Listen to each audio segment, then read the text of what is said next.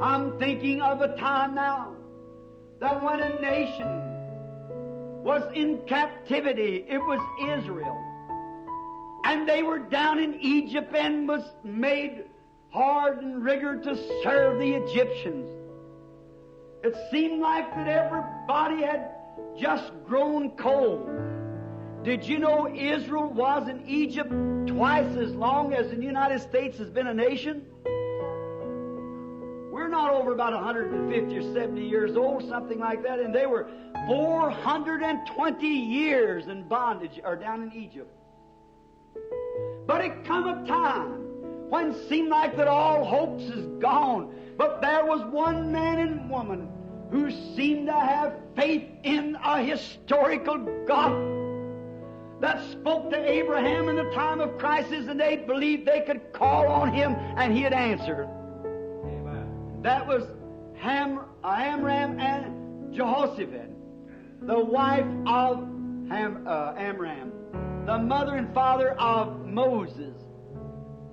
And this year, some time ago, I was preaching and gave a little illustration of how that Amram would come home at night and he'd say, Josephette, I am so tired. And the fresh lashes on his back from a taskmaster's whip. And she would sit down patiently, perhaps, and wash out the places and weep and say, oh, Amram, isn't there something that can be done? I would hear him say, oh, dear, if you'd have been with me today and seen them beat them young boys trying to pull those loads.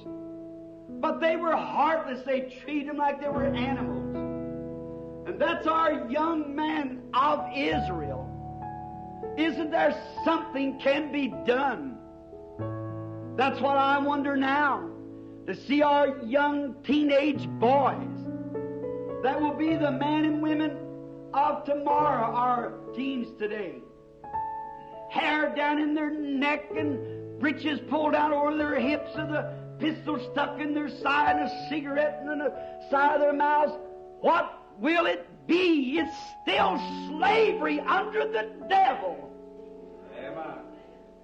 Isn't there something that can be done? And Amram, perhaps one of the only ones of the nation, would climb up a little stair steps, regardless of how tired he was. There each night he'd call on the God of Abraham, the one that he had learned, that come to Abraham and come to Job and come to Isaac and come to Jacob in hours of distress. And surely if he was God in their day, he'd be God in that day. Amen. And if he was God in Moses' day, he's God today.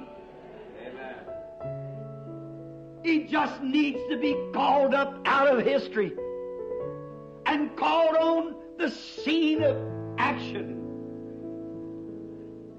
And I can see Amram night after night, no matter how tired. That proved his faith in that God.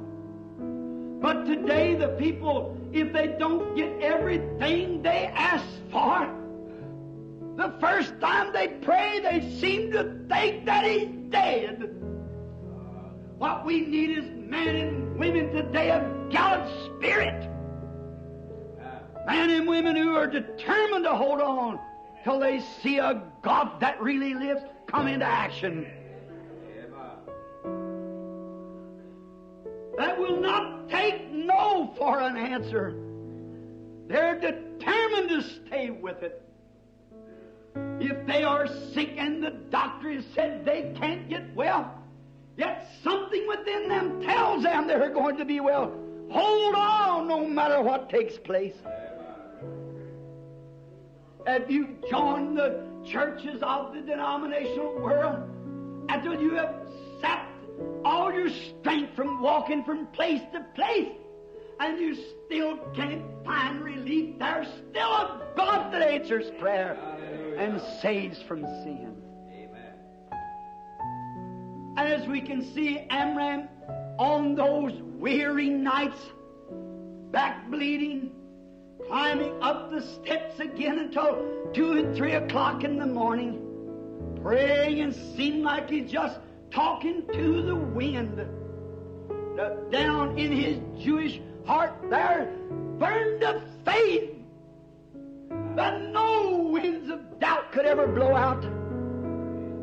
That's the kind of men and women we need to rise on the scene today. Amen. If He doesn't answer tonight, He will tomorrow night. If He doesn't answer this year, He will next year.